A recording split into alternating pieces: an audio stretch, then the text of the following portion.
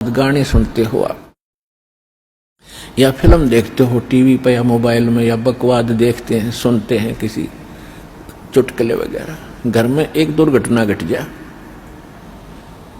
आप सुनकर दिखाइए उसने, वह फिल्म का गाना सुनकर दिखाइए फिर। तो ऐसे गंदे लोक में हम ये गाने सुने और सुनाएं, गाने गाएं, यहां तो रोना पीटना है सबका।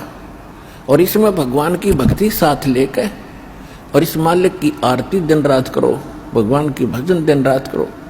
ठीक है, कोई दुर्घटना घट भी जाए तो मालिक की भजन नहीं छोड़े, आरती इसी तरह करता रहे, इसमें बिल्कुल बंद नहीं करे, क्योंकि दुख हल्का भगवान ही कर सकता है। उसको रोते रोते भी मालिक ने याद करे। तो कहने का भाव यह है कि इस गंदे लोक में हम भूल जाते हैं, किसी के घटना घट गई, हम एक औपचारिकता करने जाते हैं वहां पर। अगर वो हमारे आया था और हम नहीं गए तो वो दुख मानेगा। बस वहां थोड़ी सी देर में पूछ लेते कैसे हुआ, क्या हुआ, बहुत बुरा हुआ, बाहर आते फिर वो सैर सपट्टे अपने जो के तो रहते।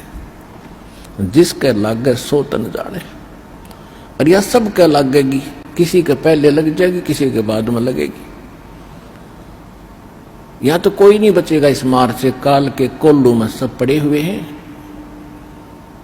और एक दिन इसके पाठ के नीचे आपने आना पड़ेगा। परमात्मा कहते हैं चलती चक्की देख के और दिया कबीरा रो, और दो पाटन के बीच में साबत बचा ना कोई।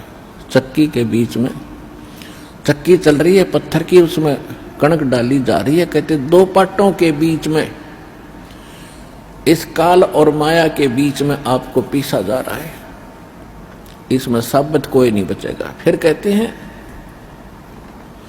कि किले से लागा रहे ताका नाश न हो। हमने देखा कि हमारी माताएं हाथ से चक्की पीसा करती थी, और उसमें एक किला होता था, किला बीच में एक ऐसे दोनों पाटों के बीच में सेंटर में पाट होते गोल गोल चक्कर पत्थर के,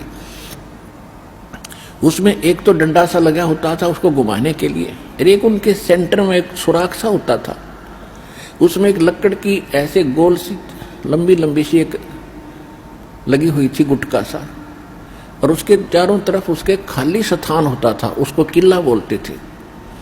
अब जो कणक उस किले में पड़ गई वह तो ज्यों की त्यों रहती थी, उस पर उन दोनों पाटों का असर नहीं होता था, और जो उन दो पाटों के बीच में आ गई वह सारी पीस दी जाती थी। तो यहां परमात्मा कहते हैं किले से लागा रहे ताका नाश ना हो। तो हम परमेश्वर कबीर जी के साथ लगेंगे, ये किला है इस काल के चक्की के बीच में, और जो परमात्मा के संपर्क में इसके निकट आ गया फिर काल के इस पत्थर यानी दोनों पाटों से बच गया।